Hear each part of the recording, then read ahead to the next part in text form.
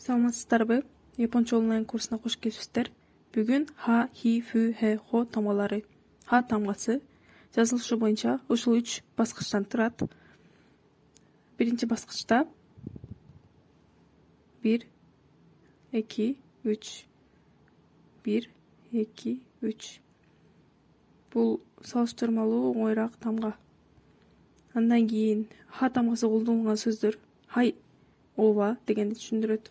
Хана бул гүл деген түшүндүрөт. Кээде бул адамдын мурдунда түшүндүрөт.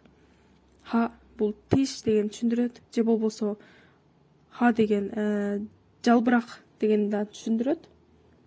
Андан кийин канат дегенди да түшүндүрөт. Андан кийин хасами деген бул кайчы. Экинчи тамгабыз хи тамгасы. Хи тамгасы бир гана баскычтан турат.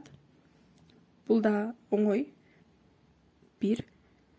Ушундай эле тартып коебуз. Хи тамгасы колдонгон сөздөр. Хи деген өзү от деген түшүндүрөт. Хи деген отту, же болбосо хи деген күн деген да түшүндүрөт. Күн деген бир күн, 2 күн деген ошондой бир күнү түшүндүрөт. Ахирү бул өрдөк. Химицу бул сыр. Адамда жашырган сырларын түшүндүрөт.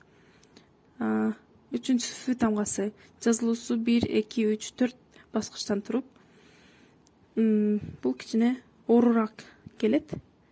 Ошондо 1, 2, 3, 4. 1, 2, 3, 4. Баарын окшош деңгээлде жазыш керек. 1, 2, 3, 4.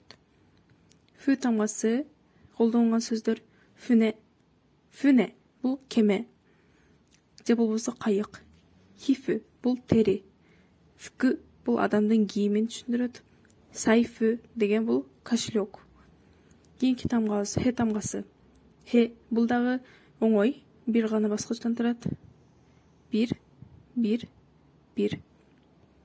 Хе тамгасы колдонгон сөздөр хеби жылан.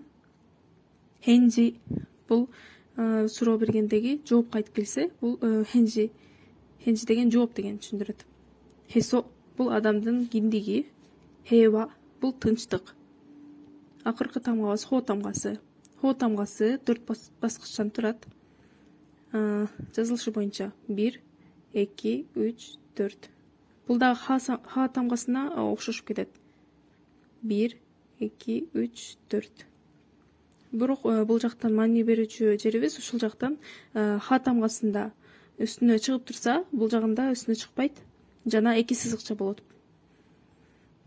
Хо тамгасы колдонгон сөздөр хоши бул жылдыз. Эхон бул китеп. Эхон же болбосо хон деп дагы айтып коет. Эхон деген көбүнчө жаш балдардын китебин эхон деп коет. Ал эми жөнөкөй китепти хон дейбиз. Хоне бул сөөк. Тохо бул жөө басуу деген түшүндүрөт. Көңүл бурганыңыздар үчүн чоң рахмат. Эгер видео жакса, комментарий жазып, лайк баскычын басып, подписка баскычын басып, колдоп койсоңуздар болот. Саламатта калыңыздар.